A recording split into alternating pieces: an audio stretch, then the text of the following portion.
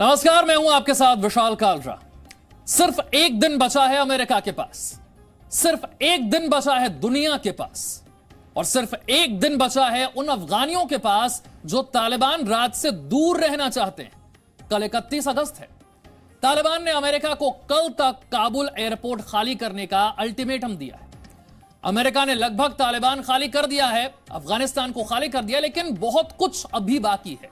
इस बीच अमेरिका ने अफगानिस्तान छोड़ने से पहले ही अफगानिस्तान में तालिबान राज की अब तस्वीर सामने आ रही है। अफगानिस्तान 1 सितंबर से कैसा दिखेगा? काबुल से अनस मलिक की एक्सक्लूसिव रिपोर्ट देखिए।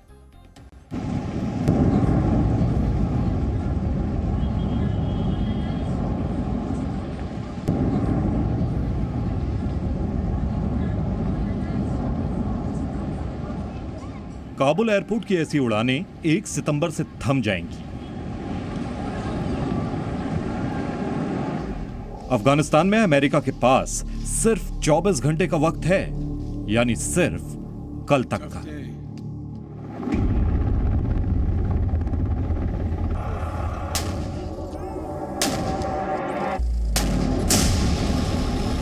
बीस साल तक जंग लड़ने के बाद अमेरिका को सब कुछ छोड़कर कल वापस जाना ही होगा,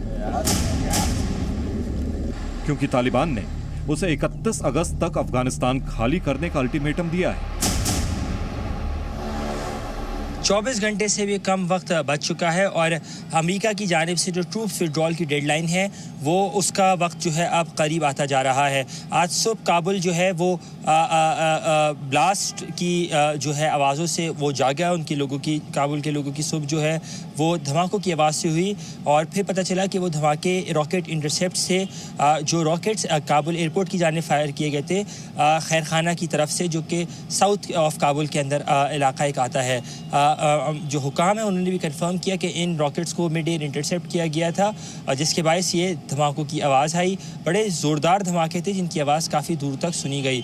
उसके साथ साथ ये रॉकेट अटैक काबुल एयरपोर्ट पर उस वक्त किया जा रहा है जब 24 घंटे से भी कम वक्त पहले अमेरिका की जानिब से काबुल में अपनी नौइयत का पहला ड्रोन स्ट्राइक किया गया, जिसमें उसका दावा है कि उसने अमेरिका की जानिब से IS खुरासान के 2 जो दहशतगर्द हैं उनको मारा है।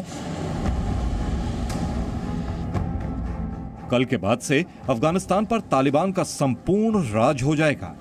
आज की यह तस्वीर उसी तालिबान राज का एक ट्रेलर मात्र है।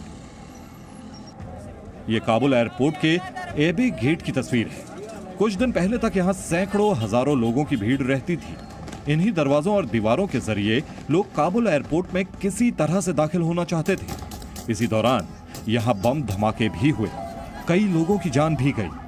अब यहां सिर्फ और सिर्फ सन्नाटा है।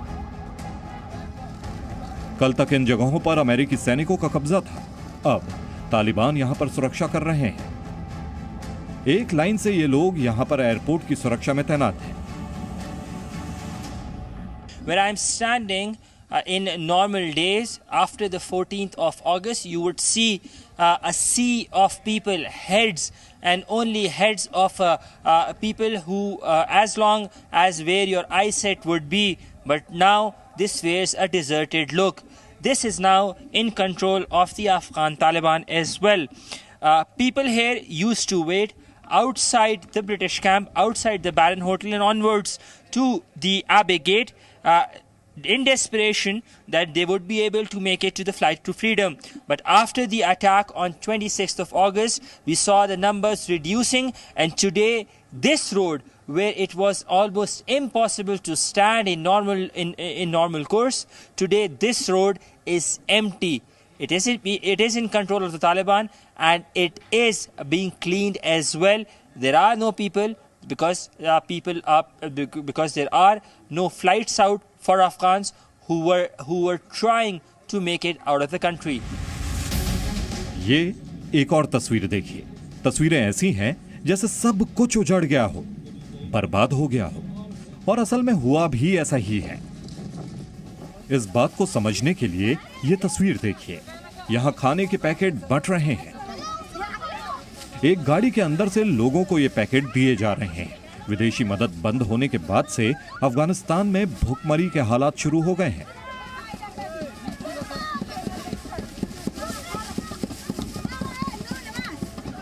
और ये तस्वीरें इसी की बानगी हैं, जहां लोगों को खाना नहीं, बम, बंदूक और बारूद का सामना करना पड़ रहा है।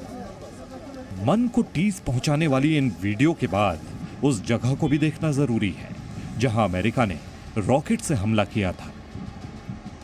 जी मीडिया रिपोर्टर अनस मलिक अपनी जान को खतरे में डालते हुए उस जगह पहुंचे जहां रॉकेट हमला हुआ था। मैं इस वक्त मौजूद हूँ उस जगह पर, उसी गाड़ी के ऊपर जिस गाड़ी को अमेरिका की जानिब से दावा किया गया कि इसमें दहशतगर्द अनासर जो कि ISK से लिंक थे वो मौजूद थे, लेकिन यहाँ पर जो सूरत हाल है वो कुछ और बता रही है। ये वो गाड़ी है, ये रॉकेट के रेमिनेंट्स हैं और इस गाड़ी के अंदर जो हैं, जो इलाका मकीन बताते हैं, इसमें 10 शहरी मौजूद थे, जिसमें 3 बच्चे भी कम उम्र बच्चे भी मौजूद थे। उन्होंने अमेरिका के दावे की नफ़ी की है। 10 लोगों की जो सिविलियंस हैं उनकी शहादत की, उनकी हलाकत की बात हो रही है। उनका कहना है कि इस जो ड्रोन अटैक के अंदर 10 लोग जो हैं वो अपनी ज़िंदगी से हाथ धो बैठे हैं और उनका मुतालबा है कि वो इंसाफ चाहते हैं। उनके भाई जो हमारी बात हुई विक्टिम के भाई से, उनका कहना था कि उनका किसी से कोई ताल्लुक़ नहीं था, वो एक इंजीनियर थे और वो चाहते हैं कि उनकी फैमिली के साथ, उनके 10 लोगों के साथ, ख़ानदान के 10 मकीनों के साथ इंसाफ किया जा सके।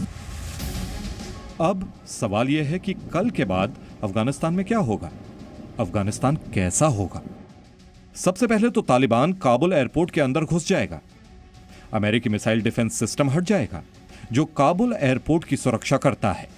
अमेरिका के सभी सैनिक अफगानिस्तान से चले जाएंगे, जिसके बाद काबुल एयरपोर्ट की सुरक्षा को खतरा हो सकता है।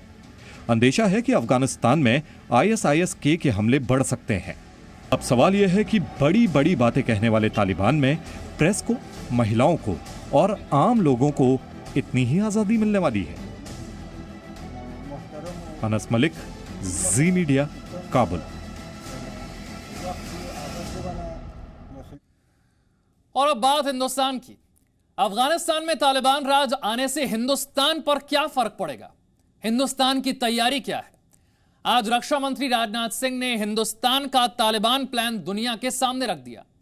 राजनाथ सिंह ने साफ कहा कि अगर भारत के खिलाफ आतंकवादी हरकतें हुई तो दोषियों को पाताल से भी तलाश कर मारा जाएगा।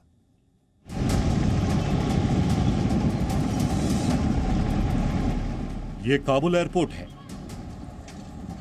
और इसकी सुरक्षा में तालिबानी आतंकी तैनात हैं। 20 साल की जंग के बाद अफगानिस्तान में क्या बदला, ये उसकी शुरुआती तस्वीर है। तालिबान अब अफगानिस्तान में सरकार गठन की बात कर रहा है तो तालिबान को समर्थन देने वाले आतंकी पाकिस्तान में जश्न मना रहे हैं।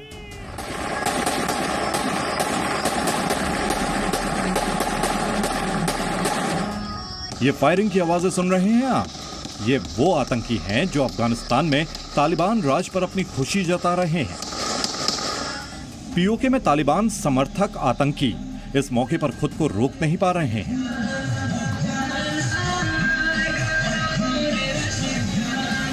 तेईस अगस्त को तालिबान के समर्थन में इन आतंकियों ने रैली भी निकाली। इसमें लश्कर-ए-तैयबा और जैश-ए-मोहम्मद के समर्थक शामिल हुए।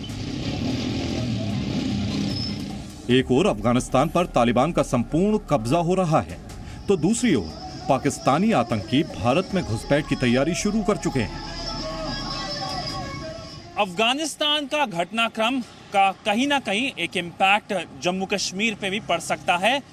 आज सुबह भारतीय आर्मी ने एक आतंकी को ढेर करा, ये इन्फिल्ट्रेट करा था पुंछ सेक्टर में। ये डेवलपमेंट तब आ रही है जब इंटेल रिपोर्ट्स के मुताबिक लश्कर-ए-तैयबा और जैश-ए-मोहम्मद के जो टेरर ग्रुप्स हैं वो कहीं ना कहीं एक्टिव हैं अफगानिस्तान में और कहीं ना कहीं अब रुख कर सकते हैं भारत का। हालांकि आतंकियों की इस हिमाकत की जानकारी हिंदुस्तान को भी है, इसीलिए देश के रक्षा मंत्री राजनाथ सिंह इस बात का ऐलान करते हैं कि तालिबान पर हिंदुस्तान की नजर है और हम अपनी सुरक्षा में कोई कोर कसर नहीं छोड़ने वाले हैं। जब से भारत आजाद हुआ है कई बार विरोधी ताकतों की यह लगातार कोशिश रही है या तो सीमाओं पर या फिर सीमाओं के रास्ते से भारत के भीतर अस्थिरता का माहौल बनाया जाए। पाकिस्तान की जमीन से इसके लिए बड़े पैमाने पर लगातार कोशिश की गई है। जिससे आप सब अच्छी तरह परिचित हैं। इतना ही नहीं, राजनाथ सिंह तो ये तक कहते हैं कि हिंदुस्तान के खिलाफ साजिश रचने वाले पाताल में क्यों ना छिप जाएं, लेकिन छोड़े नहीं जाएंगे। मैं विश्वास के साथ कह सकता हूं कि भारत ने यह स्पष्ट रूप से यह संदेश सारी दुनिया को दे दिया है कि यदि हमसे कोई छेड़छाड़ करेगा तो हम इस पार भी लड़ सकते हैं और जरूरत पड़ी तो सीमा के पार भी जाकर मार सकते हैं। आज हम यह मान सकते हैं कि पाकिस्तान समर्थित आतंकवाद का मॉडल धीरे धीरे भारत में अब ध्वस्त हो रहा है।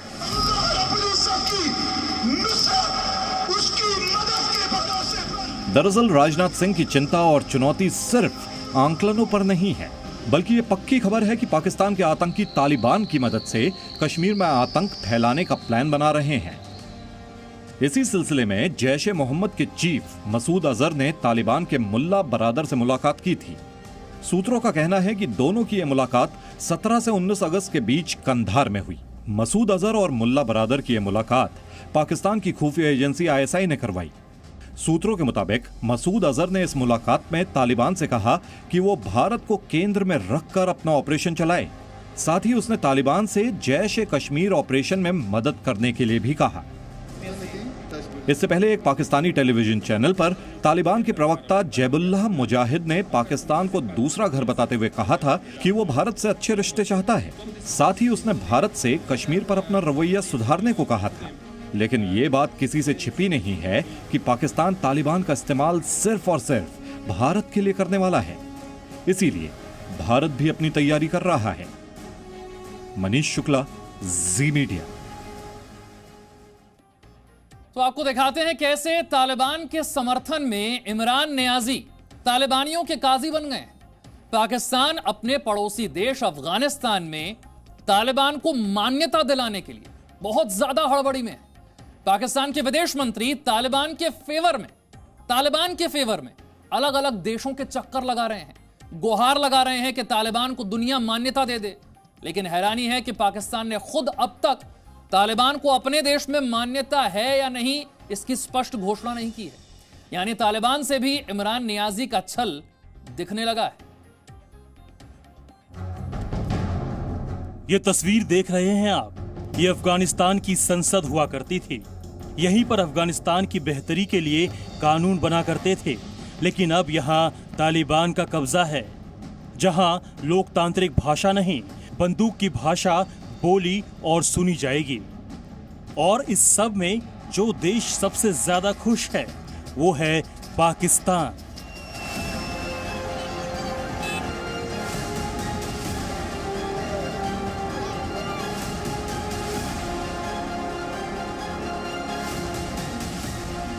अफगानिस्तान पर तालिबान के अलोकतांत्रिक कब्जे के बाद सबसे ज्यादा खुश पाकिस्तान दिख रहा है।